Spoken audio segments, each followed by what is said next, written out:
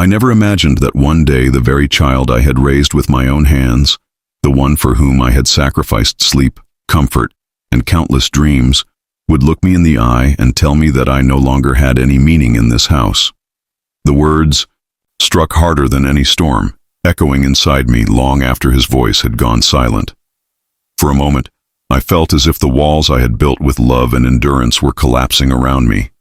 I had spent decades pouring my soul into this family, shaping every corner of the home with warmth and sacrifice, and yet I was suddenly made to feel like a stranger in the very place I had once called my sanctuary. Memories of the past rushed in, each one a reminder of how much I had given up without hesitation. Nights spent awake beside a feverish child, mornings filled with rushing to work just to ensure there was food on the table, celebrations where I placed everyone else's joy above my own. I endured hardships that no one ever saw, carried burdens in silence, and held the family together through storms that threatened to break us. My love had been constant, my presence unwavering. To hear those words from the lips of my own son was a wound deeper than anything life had ever dealt me. There is a unique kind of betrayal that only family can deliver.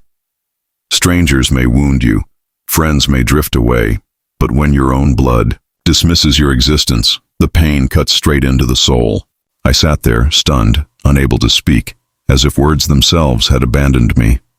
My silence, however, was not empty. It carried with it the weight of countless unspoken sacrifices, the echoes of every moment when I had chosen them over myself. And yet in that instant, none of it seemed to matter anymore. Inside me, a quiet storm began to build. There was sorrow, yes, but beneath the sorrow, something else was awakening. His words forced me to confront a truth I had long avoided, that perhaps I had given so much of myself that I had lost the space to be seen as anything other than someone who served. My silence was not surrender. It was the pause before a transformation I never knew I needed. Though his cruelty burned me, it also sparked a fire that would change the course of everything that followed. From the very beginning, raising him was both the greatest challenge and the greatest blessing of my life. The early years were filled with struggles that left deep marks on me, though I carried them without complaint. There were days when I had barely enough money to cover the essentials, yet I always found a way to ensure he had everything he needed. Sometimes it meant skipping meals myself so he could have his share. Sometimes it meant walking instead of taking the bus so I could save a few coins for his school supplies. Every small decision was a sacrifice, but I never once hesitated. His comfort always came before my own happiness, because in his smile I found a kind of fulfillment that nothing else could provide. I remember the long nights when he was sick, his tiny body burning with fever, and I sat by his side until morning, whispering soothing words and praying silently for his recovery. I never cared about my own exhaustion, or the way my back ached after hours of sitting by his bed. All that mattered was that he felt safe. And when he took his first steps, stumbling and then looking up at me with innocent wonder, I felt a joy, so powerful it erased every trace of fatigue. The first words he spoke, the laughter that filled the house during his birthdays, the small handmade cards he once gave me on Mother's or Father's Day. These moments were treasures, reminders of why every sacrifice was worth it. As the years passed, I poured myself into building not just a life for him, but a home. The house was more than walls and a roof. It was built from countless acts of care. I worked tirelessly, not just at my job, but also within those walls, making sure he had an environment where love was always present. The kitchen became the heart of the home, a place where meals weren't just food, but expressions of love. Every corner held a memory. Laughter over family dinners, quiet nights spent helping with homework, mornings filled with the rush to get him ready for school. I taught him lessons not only with words, but through example, showing him the value of honesty, kindness, and perseverance. Each decision I made was with the thought of preparing him for a better future. Even when I was weary, I tried to shield him from life's harshness, carrying burdens silently so he could grow up believing in safety and stability. To me, the house was alive because it held our shared history. The walls had absorbed the echoes of his laughter, the kitchen still carried the warmth of countless meals, and the furniture bore the marks of years gone by. My presence was woven into every part of that space. I was not just someone who lived there, I was the reason it had meaning. Without me, it would have been just bricks and cement, but with my love, it became a home. That is why his words cut so deeply later. He had forgotten that this house was not simply inherited space, it was built upon my sweat, my sacrifices, and my devotion. Every detail within it carried a piece of me, a silent testament to the life I had poured into shaping. He could dismiss me with a sentence, but he could never erase the truth that his very world had been carved from the sacrifices I once made gladly, without expecting anything in return. It happened on an ordinary evening, the kind of night where the world outside was quiet, but inside me a storm was about to begin. We were in the living room, the same place where I had once rocked him to sleep as a child, where laughter had once echoed during family gatherings. The television was playing in the background, though no one was paying attention. His voice cut through the stillness, sharp and unyielding. "You have no meaning in this house anymore." The words struck me like a blow to the chest. For a moment, I thought I had misheard him. My ears rang with disbelief, my body frozen as though time itself had stopped. I looked at him, searching his face for even the slightest sign of regret. A flicker of hesitation that might soften the cruelty of his statement. But there was none. His expression was firm, detached, as if he had rehearsed those words and meant every single one. I did not respond. My lips parted, but no sound came out. The silence that followed was suffocating, pressing down on me from all sides. Inside, however, I was crumbling. My heart seemed to fracture under the weight of his voice, and suddenly I felt invisible. Erased, as though all the years of sacrifice had been reduced to nothing in that single moment. The echo of his words would not leave me. No meaning anymore. They bounced around in my mind, repeating endlessly until it felt like they had carved themselves into my soul. I sat there in silence, but within me 1,000 thoughts collided. Had I failed as a parent? Was there some moment where I had gone wrong, a decision that led him to see me as useless? I replayed the past in fragments, nights spent comforting him, days spent working just to ensure he never lacked anything, years of giving my all. How could all of that be dismissed so easily, as though it never existed? The more I thought about it, the sharper the pain became. I had built this home not only with my labor, but with my love. Every corner of it bore my presence, my efforts, my sacrifices. And yet, here I was, being told I no longer belonged. I felt like a stranger, as though the house had shifted beneath my feet, and I no longer recognized it as my own. The very place I had considered my sanctuary now felt cold, unfamiliar, even hostile. It was not only the words themselves, but the finality in his tone that broke me. It was not a moment of anger, where one says things they don't mean. No, his voice carried conviction, and that truth made it harder to bear. My silence was not weakness, it was the only shield I had left. Had I spoken, I feared my voice would have cracked under the weight of pain, revealing the depths of my despair. Sat there replaying the years in my mind, trying to bridge the gap between the boy I had raised and the man now standing before me. I could still see his childhood smile, his small hands clutching mine, his innocent voice calling out for me when he was afraid. How could that same child grow into someone who could look at me and see nothing but irrelevance?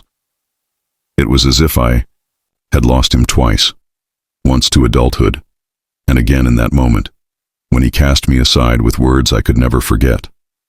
That night, long after he had gone to his room, I sat alone in the living room. The television had gone silent, and so had the house. But within me, his words still echoed, louder than ever. The silence I held on the outside was filled inside with grief, disbelief, and a dawning realization. I had given everything, and yet in his eyes, it had all amounted to nothing. Standing there, after he was through in his room, I watched the living room empty as the other parts of the house. Even with everything quiet, my mind still heard his words, more clearly than ever. That still empty space on the outside was home to so much sadness, confusion, and a growing understanding. I put in so much, yet it all seemed meaningless compared to what he saw in me. After that night, my eyes began to notice things I had once brushed aside. The distance had not come suddenly. It had been creeping in slowly, like a shadow spreading across the house, and I had been too blinded by hope to admit it. Conversations that once flowed with ease had become shorter, clipped, almost mechanical. Where we once shared meals filled with laughter and stories, now silence sat between us, broken only by the sound of utensils scraping against plates. He no longer sought me out for advice or comfort the way he once did. Decisions that we might have discussed together in the past were now made without me, as if my opinion no longer mattered. I began to see the influences shaping him, friends who held values far different from the ones I had instilled, a society that prized independence so fiercely that it left little room for gratitude, and perhaps even the whispers of a partner who saw me not as family but as an obstacle. He seemed more concerned with how others perceived him than with the roots that had nurtured him. The warmth in his eyes, the small gestures of respect that had once been natural, had slowly faded into indifference. Even the way he addressed me had changed. What was once soft and affectionate had grown sharper, more impatient, as though speaking to me was a burden. And yet I did not confront him. I chose to remain silent, though inside me the storm grew, louder with each passing day. I watched him come and go, his life moving quickly while mine seemed to stand still. I noticed the way he avoided eye contact, the way he withdrew when I entered a room, the way he spoke more freely to others than he ever did to me. These things pierced me deeply, but I carried them quietly. I told myself that my silence was not weakness, it was dignity. To argue, to plead, to demand acknowledgement would have been beneath the love I had given him all these years. Still, the struggle within me was unbearable. There were nights I longed to shout, to remind him of everything I had done, to list the sacrifices carved into my very being. I wanted to ask him how he could forget the countless nights I stayed awake by his side, how he could erase the years I spent making sure he never lacked. But each time the words rose to my lips, I swallowed them down. Love kept me silent, even when pain begged me to speak. So I remained an observer in my own home, watching the slow unraveling of the bond we once shared. Every day my heart carried the weight of things unsaid. I told myself that silence was my shield, that dignity was my strength. Yet deep inside I wondered if he mistook that silence for defeat, if he believed that my quietness meant I had accepted my place as invisible. What he did not know was that behind my silence something was shifting within me. I was beginning to see not only the changes in him, but also the need for change within myself. That night when his words fell upon me like a storm, I realized that I could choose one of two paths: to answer back in anger and risk shattering whatever fragile bond remained, or to hold myself with quiet strength and allow my silence to speak for me. I chose the second. It was not that I had nothing to say. On the contrary, there were 1,000 truths lodged in my throat. But I understood that sometimes words only add fuel to fire. Silence, I realized, can be far more powerful than any argument. It is not surrender, but a way of holding dignity close, a way of showing that my worth does not depend on whether others recognize it. In the days that followed, I carried myself with that same silence. I stopped waiting for his apologies, stopped hoping for sudden recognition of my sacrifices. Instead, I began to reflect on what my silence truly meant. For years, I had given endlessly, my time, my energy, my love, without asking for anything in return. Now I asked myself, if I continued giving while being dismissed, was I not teaching him that my presence could be taken for granted? My silence became my way of reclaiming power, of refusing to let his harshness define me. It was not weakness to remain calm. It was strength, the kind that grows when you learn to endure without breaking. But silence alone was not enough. I knew I had to act, not with confrontation, but with quiet changes that would remind both him and myself of who I was. Slowly, I began withdrawing the small comforts I had always offered so naturally. Where once I would ask about his day, I no longer did. Where I would wait for him at dinner, I now cooked only for myself, preparing simple meals and eating in peace. The household chores that I had carried like second nature, I stopped rushing to complete. If he left things undone, I let them be. The home began to reflect the absence of my invisible labor, and though I said nothing, the silence around those missing actions grew louder with each day. I also began to rediscover parts of myself I had long buried under the weight of being a parent. I revisited hobbies I once abandoned, spent time with old friends I had neglected, and even walked outside just to feel the world beyond the walls of the house. I managed my own finances more carefully, no longer bending every plan around his needs. There was a strange kind of freedom in this independence, a reminder that I was more than just the role I had played for him. My life had meaning, even if he refused to see it. Each step was small, almost invisible on the surface, but for me, it was a turning point. I was no longer waiting for validation, no longer defining my worth through his eyes. The more I embraced this independence, the stronger I felt. My silence was no longer the silence of pain, but the silence of self-respect. I understood then that love should never demand the erasure of one's dignity. Though I never raised my voice to him, my actions began to carry their own quiet weight. He may not have noticed at first, but there comes a time when absence speaks louder than presence. In my withdrawal, I was teaching him a lesson I could never have conveyed through words, that those who are dismissed will eventually stop offering, and when they do, their value becomes undeniable. For me, the turning point was not about punishing him. It was about reclaiming myself. I no longer wanted to be defined only as a parent whose sacrifices could be overlooked. I wanted to live with self-respect, to remind myself that I still had purpose, even if it was not acknowledged in that house. And so my silence became my shield, my actions became my language, and my independence became my quiet declaration. I may have been told I have no meaning here, but I will never again forget my own worth. Over the years, I came to understand that there is a kind of labor parents perform that rarely gets acknowledged. It is not only the visible work of feeding, clothing, and raising a child, but the invisible sacrifices woven into the rhythm of daily life.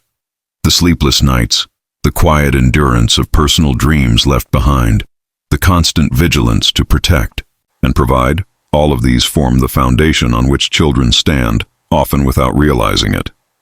Gratitude should naturally spring from such devotion, but life has a way of making the obvious seem invisible. In many cultures, respect for parents is held as a sacred duty, a value that transcends time. Religious teachings remind us that honoring those who gave us life is not simply courtesy, it is an obligation. In scripture and tradition alike, parents are described as the first teachers, the ones who guide a child's steps before they can even speak. To dismiss them is to dismiss the very hands that once carried and sheltered us. Yet somewhere along the journey to adulthood, many forget these teachings.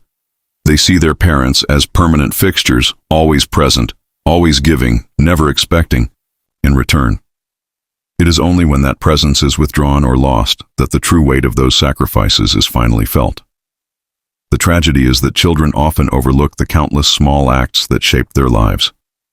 They forget the meals prepared before dawn, the worn-out shoes replaced by new ones, so theirs would never be lacking, the long hours of labor endured without complaint. They forget the encouragement whispered when failure loomed, the gentle hand that soothed fear in the dark. These sacrifices do not vanish because they are forgotten. They remain etched into the lives of those who benefited from them, even if unrecognized. Gratitude should be the natural response, yet too often it is replaced by entitlement or indifference. This pattern is not unique to one home. It is something I see reflected across society. As children grow, many begin to see their parents as relics of another time, out of touch with modern values. The generational gap widens, and with it, respect often thins. Where once parents were revered as pillars of wisdom, they are now sometimes seen as obstacles to progress, reminders of traditions that no longer seem relevant. In a world that glorifies independence and self-sufficiency, dependence on parents is seen as weakness, and acknowledgement of their sacrifices becomes inconvenient. It is a bitter irony. The very independence children take pride in is built upon the sacrifices of the parents they dismiss. Without that unseen labor, without those years of love and struggle, they would not stand where they do. And yet, in the rush to claim their own place in the world, many forget to honor the foundation on which they stand. When children forget, the damage is not only to the parent, but also to themselves. To deny gratitude is to sever oneself from the truth of one's roots. A tree cannot flourish if it disrespects its soil. The respect owed to parents is not about blind obedience. It is about acknowledgement, about recognizing that life itself was a gift given long before one was capable of understanding its value. To forget this is to live with a void that no amount of modern success can fill. And so, in the silence of my own home, I reflected on this pattern, not just in my son, but in the world beyond our walls.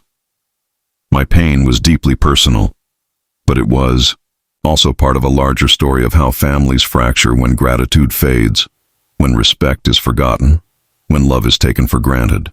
It was a reminder that though times may change, the hidden power of parents remains eternal, the power to give, to endure, and to shape lives in ways that no dismissal can ever erase. As I began to step back from the rhythms of our household, small but powerful shifts took place.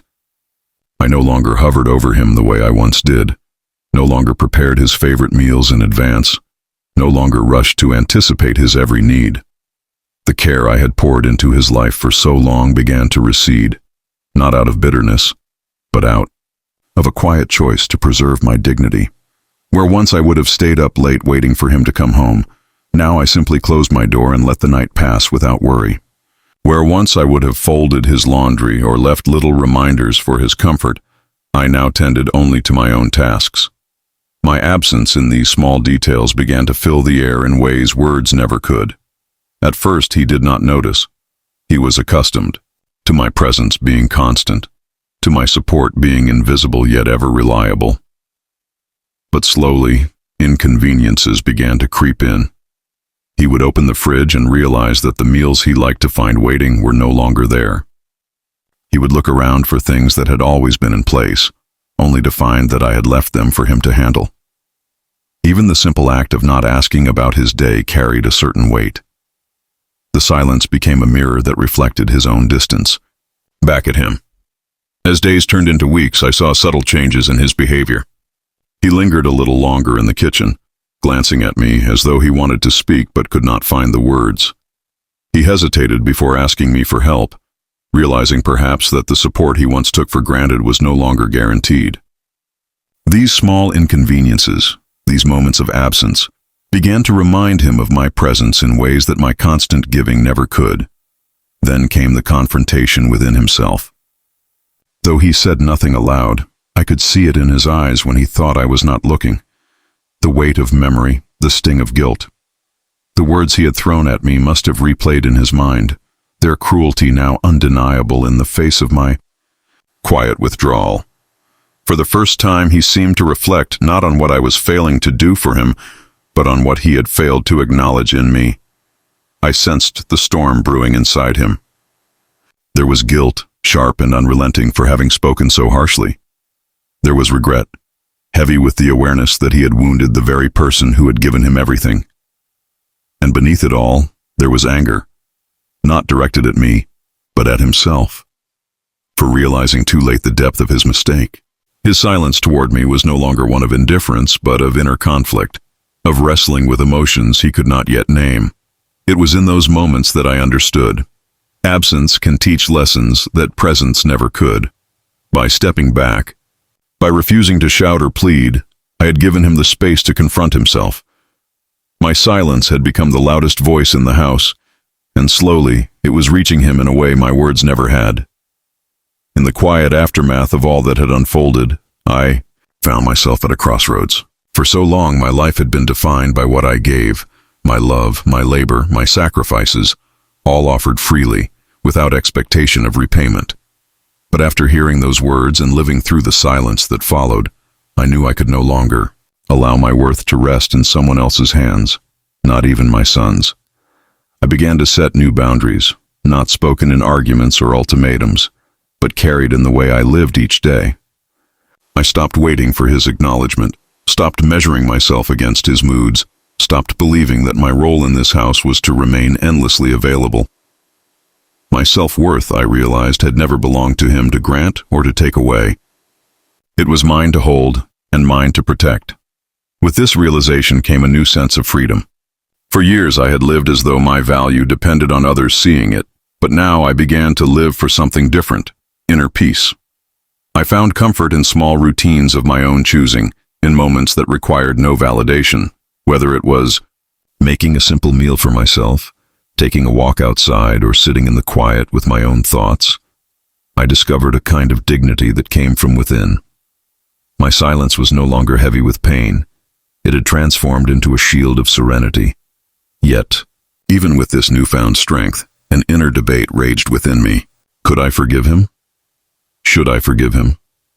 My love for him, unconditional as it had always been, whispered that forgiveness was the only path, that blood ties are not so easily broken. But my self-respect, the part of me that had been trampled and dismissed, urged me to keep my distance, to protect myself from being wounded again. It was a war between heart and soul, the eternal pull of a parent's love against the fierce demand for dignity. I weighed the two sides carefully. Forgiving him would mean acknowledging that he was human, flawed, and perhaps blind to the depth of his cruelty until too late. It would mean choosing compassion over bitterness, allowing space for reconciliation and healing. But forgiveness without change would be meaningless. If I opened the door too easily, would he fall back into old habits, believing my silence was simply tolerance? On the other hand, keeping my distance offered a different kind of peace. The safety of knowing I would no longer place myself where his words could wound me again. Detachment would mean valuing my own well-being over the fragile hope of repair. Yet there was a hollowness in that thought too, for despite everything, he was still my child, and the bond between us was one I could never entirely sever. In the end, my choice was neither simple forgiveness nor complete distance. I decided to open a door, but not without conditions. I would allow him a place in my heart, but only if he learned to meet me with respect. I would offer love as I always had, but not at the cost of my dignity. My silence had taught him something already, and if he wished to step back into my life fully, he would need to carry that lesson forward. And so I reclaimed my dignity, not by cutting him off, nor by surrendering myself entirely, but by drawing a line that had long been absent. I would live not for his approval, but for my own peace. My love remained, but now it walked hand in hand with self-respect. In that balance I found a strength I had never known before. Looking back on everything, I realized that what had happened between my son and me carried a lesson far beyond the walls of our home. Parents are not disposable. They are not temporary figures to be used when convenient and discarded when no longer needed. They are the foundation on which every child's life is built, the roots without which no tree can stand tall. To dismiss them is not only to dishonor their sacrifices, but also to sever one's own connection to the very source of love and strength that made growth possible. A house is never just bricks and wood. Its true meaning lies in the lives lived within it, the laughter, the struggles, the dreams, and the sacrifices that gave it warmth. My house was filled with decades of love, with countless moments where I poured myself into creating stability and comfort.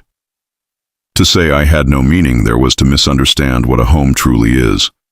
Without the love of a parent, a house becomes nothing more than an empty shell, a structure without a soul. Through this experience, I learned that silence can sometimes be the loudest answer. When words fail, when shouting or pleading would only deepen the wound, silence has the power to reflect truth back at those who choose not to see it. My quiet withdrawal was not weakness. It was a mirror that forced my son to confront his own actions. It showed him the emptiness that arises when love and care are taken for granted. Silence spoke where words would have been wasted, and in that silence, lessons were learned. To the younger generations, I would offer this warning. Do not wait until it is too late to recognize the value of your parents. Do not wait until their absence reminds you of their worth.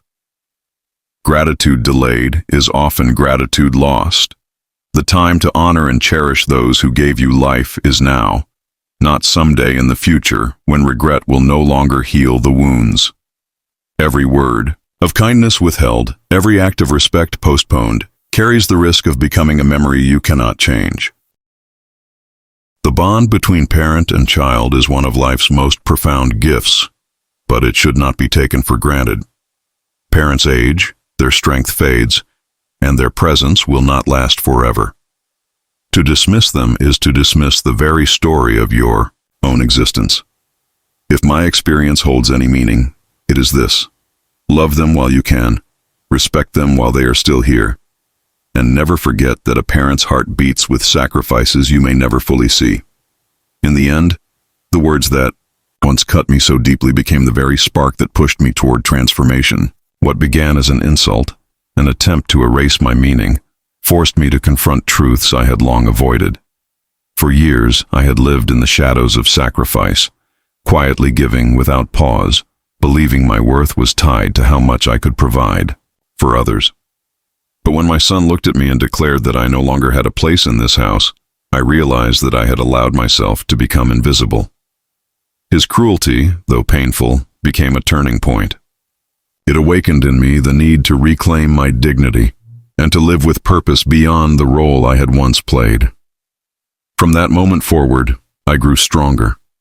My silence, which at first was heavy with grief, began to carry a new kind of power. It taught me that I did not need to shout to be heard, nor beg to be valued. I became wiser, learning to balance love with boundaries, giving with self-respect, presence with independence. And above all, I became freer. I no longer lived chained to the need for validation, no longer measured myself by the acknowledgement of a child who had forgotten. Instead, I found peace in knowing that my worth was never his to define. It was mine all along. The house around me still stands. Its walls remain the same, the rooms filled with memories of laughter and tears, growth and sacrifice. But I know now that the true meaning of this house has nothing to do with its structure. It lies in the bonds that fill it, in the respect that gives it warmth, in the love that transforms it from mere walls into a home. Without those bonds, without that respect, even the most beautiful house is nothing but emptiness. A parent's presence, a parent's love, is what breathes life into it. I no longer see his words as the end of my story.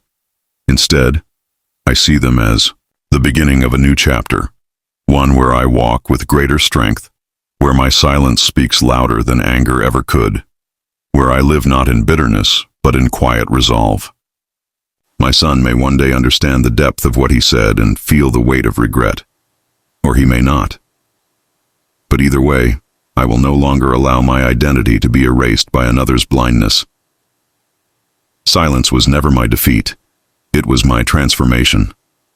It was the space in which I discovered myself again, the shield that protected my dignity, the voice that reminded me I am not disposable.